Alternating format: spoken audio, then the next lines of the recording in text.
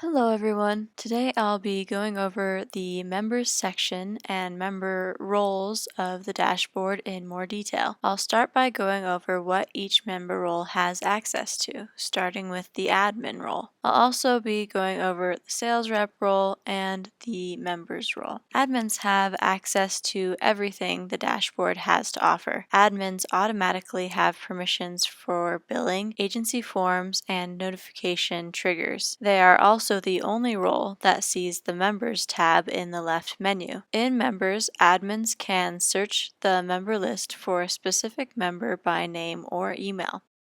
They can also send push notifications to all members or to individual members.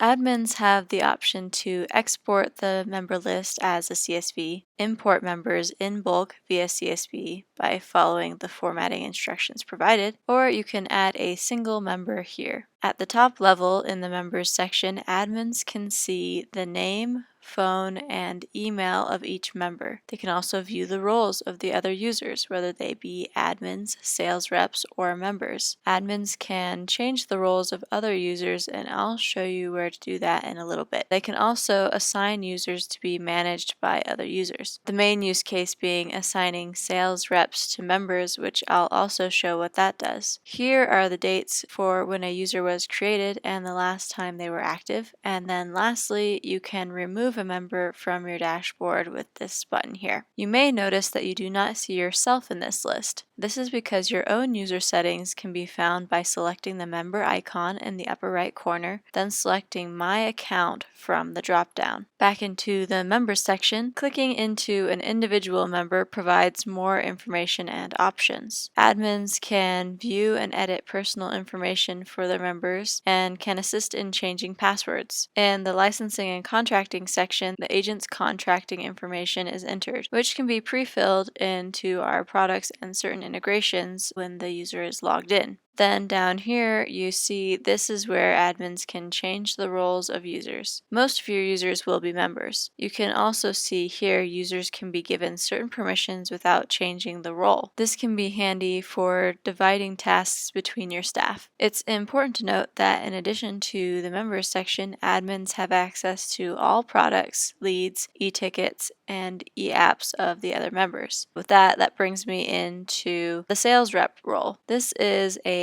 mid-level role that can have members assigned to them as well as their own products assigned to them. When a sales rep logs into the dashboard, they will be able to see only the products assigned to them. If they have members assigned to them, sales reps will be able to see the leads, e-tickets, and e-apps of those members. For example, if I go to leads, I can see the leads that have come through on my members' products. I can then assign these leads to any of the members assigned to me like so. If your agency has a mobile app, there is an optional tool called My Sales Rep that can be set up. This allows members to easily see the contact information of the sales rep they are assigned to.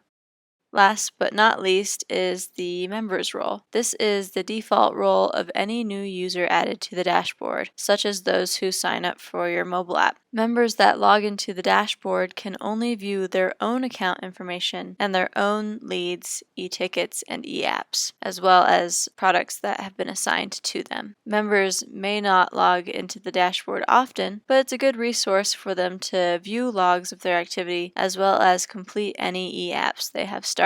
That about covers the members section and member roles in the dashboard. If you have any questions or feedback, feel free to contact our support team and we'd be happy to help you out. We hope this tutorial was helpful to you. Thank you for watching.